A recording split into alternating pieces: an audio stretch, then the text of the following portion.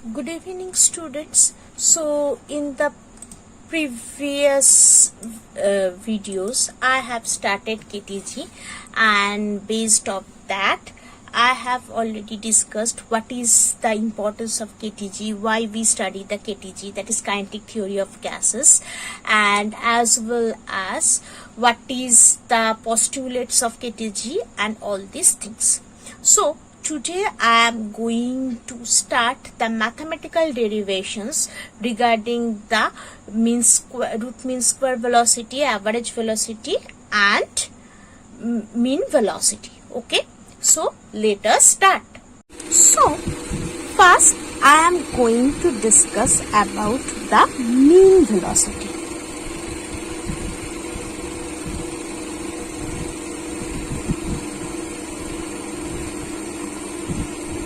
So what is this mean velocity?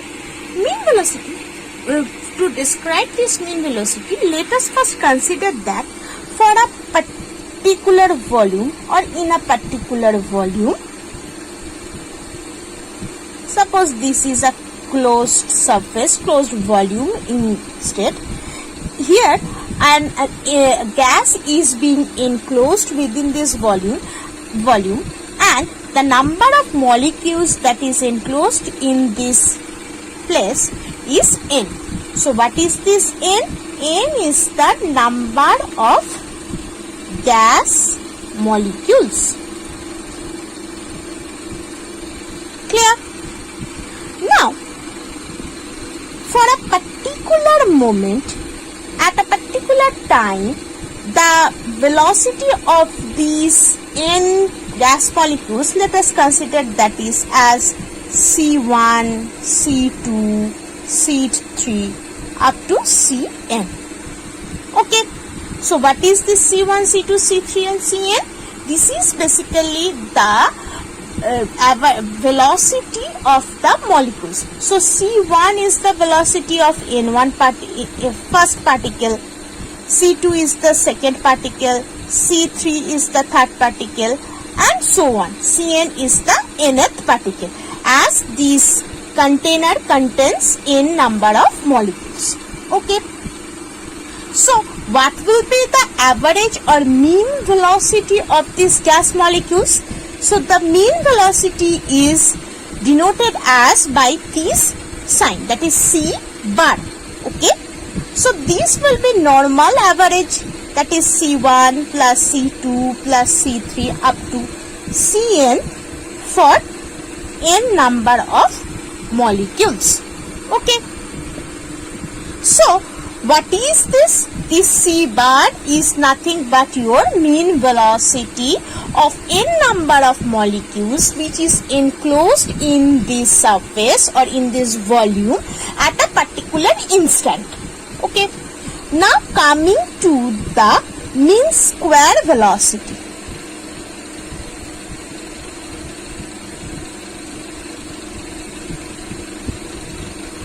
What is this mean square velocity? So mean velocity already we have find, right? So the square of this mean velocity will defined as the mean square velocity. So what is my mean velocity? That is C bar. So the square of this, that is the mean square velocity, is, it will be basically C1 square plus C2 square plus C3 square up to Cn square by n. Okay. So this is the mean square velocity. Now coming to the next part, next parameter, I have already discussed that there are three parameters.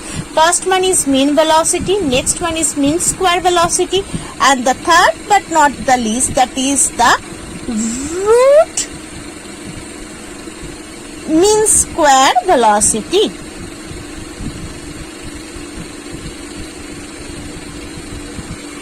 So what will be this root mean square velocity? Already we got the mean square velocity. If we do the root of this mean square velocity, we will get this root mean square velocity.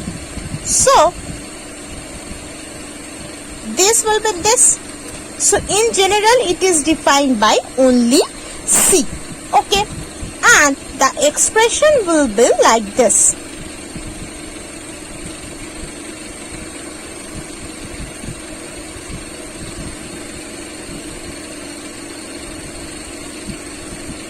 By n.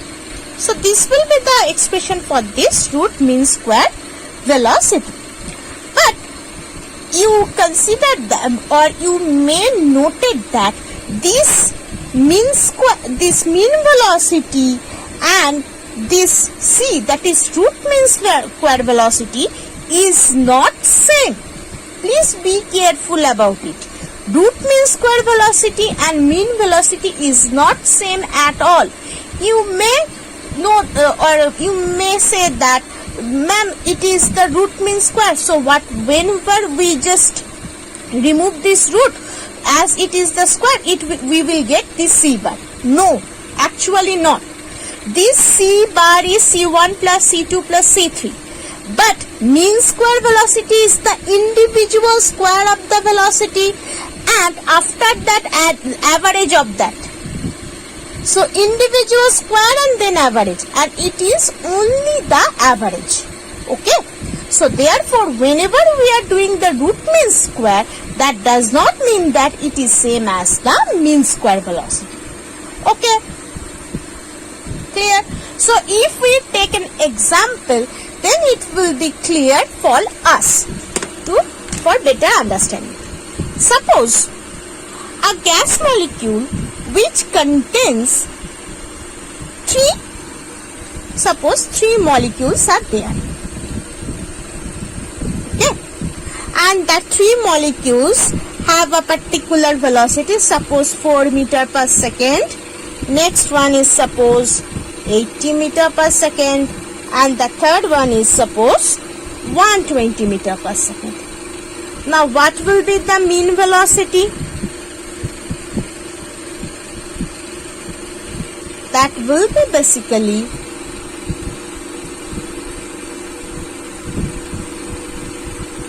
by 3. So it will becomes 80 meter per second. Okay. But if we find out the root mean square velocity,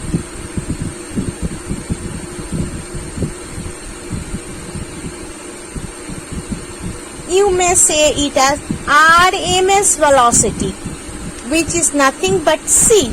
That will be basically root over of 40 square plus 80 square plus 120 square by 3. So if you calculate this, it will get meter per second. So look, mean velocity and root mean square velocity, they both are different. Okay, and you may see that from this math, from this numerical, that the value of mean velocity is quite smaller compared to the root mean square. Okay, so in general, for kinetic theory, this root mean square is the most important attribute, okay, compared to this mean velocity. Okay, so now I am talking about the pressure of a perfect gas according to the kinetic theory. So as we all know that each of the gas molecules are moving randomly, and they are being collide with the wall of the container, and therefore as one gas molecule is being collide with the wall of the container, and external thrust is also experienced by that to that particular molecule, right? So therefore what is happening, the force exerted by the molecules to the to the wall of the container per unit area is known as the pressure. In general definition, that is pressure equal to force by area, right?